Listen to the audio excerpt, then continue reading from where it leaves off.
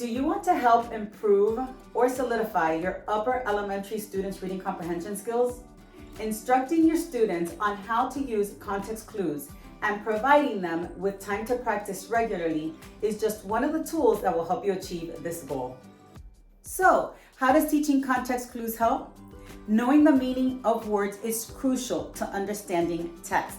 Because we cannot teach students the meaning of every single word, we must provide them with tools to help them figure out the meaning of these unknown words, and context clues is one of those tools. Let's start off by answering, what are context clues? Context clues are the words that surround an unknown word. They help the reader discern the meaning of that unknown word. Let's discuss what the 5 types of context clues are. I like to recall them by using the acronym IDEAS. I tell students that if they don't know the meaning of a word, they might want to look at the surrounding words to get an idea of what that word means. The acronym IDEA stands for I inference, D definition, E examples, A antonyms, and S synonyms. So let's break it down and focus on each of the context clues. We're going to start with inference, although this is the technique that I tell students they should use last. Why? Because inference is when the author expects the reader to use their background knowledge to figure out the meaning of a word. So, for example, in this one, it says, the seamstress had been extremely productive, so her boss thanked her before letting her leave early.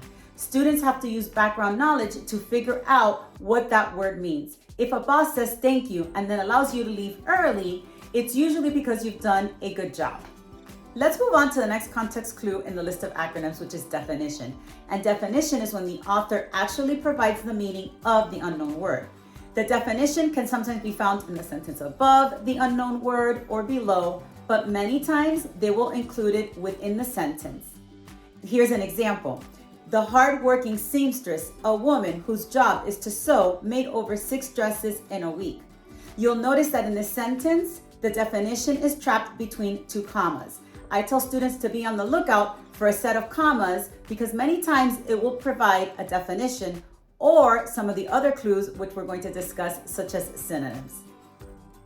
Let's look at the third context clue, examples. This is when the author actually provides examples of the unknown word to help the reader identify what the word means. Let's look at this sentence. It says, the seamstress makes a variety of garments such as dresses, skirts, shorts, and pants. Here, they provide a list of examples of what a seamstress does or makes in order to help the reader come up with a definition of the word. Let's discuss the fourth context clue, which is antonyms. An antonym is when the author uses a word that means the opposite of the unknown word. Let's look at the sample sentence. It says, the industrious seamstress makes over 6 dresses each week, while her lazy co-workers only make 1.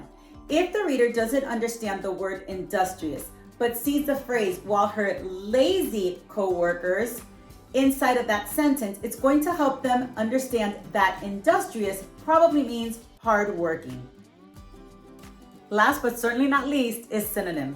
And a synonym is a word that means the same as the unknown word.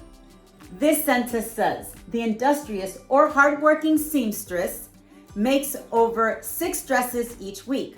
When you look at the word industrious, you'll notice that there's a comma and the word or, followed by another word and a comma. I tell students that many times, if they see this or trapped within 2 commas with another word, it's usually going to give you the meaning or a synonym of that unknown word. Now that we've discussed the 5 types of context clues, once you introduce them to your students, it's time to have them practice independently. One of the activities that I like to start off with are worksheets that focus on each individual context clue independently. This helps students practice each context clue as I've introduced it to them.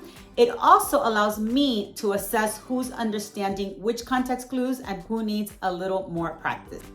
A few other activities that you can implement in your classroom is cut and sort, where you provide students with different sentences that have examples of these types of context clues within them and have them sorted into a chart like this. You can also have them work on task cards. You can use these as centers as well as a Scoot activity in your classroom. An enrichment activity that I like to incorporate is where I give the students a word and the definition, and then I have them create their own sentences using each of the 5 types of context clues. This really helps with their higher order thinking skills. Lastly, I want to encourage you to use whatever you have. So if your school or district mandates that you use a particular vocabulary curriculum as Wordly Wise or Vocabulary Workshop, make sure to give your students the opportunity to implement these skills that we discussed today within this book. So let's look, for example, at the Vocabulary Workshop activity where it says to complete the sentence. Students are asked to look at a word bank and put the word that best completes the sentence in this blank space. So for example, in this one where it says, Troy by the Greeks and of the heroes and blank who did battle there, the answer would be Vilid. And this sentence actually provides an antonym because it has the word heroes. So have the students go ahead and underline or highlight the word heroes and write A-N-T or the letter A above it. When you go over the answers, ask the students, instead of what answer did you think it was, ask them to provide you with the context clue that they used to figure out that answer.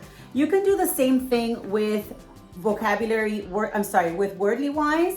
It's a little bit more challenging because the activities are a little different, but I did use this with my students in the gifted program. Some of the definitions and sentence examples that they provide do allow for you to go ahead and underline or highlight different types of context clues. So go ahead and use what you have and have the students practice it regularly, and you will see that your students will master context clues by the end of the school year.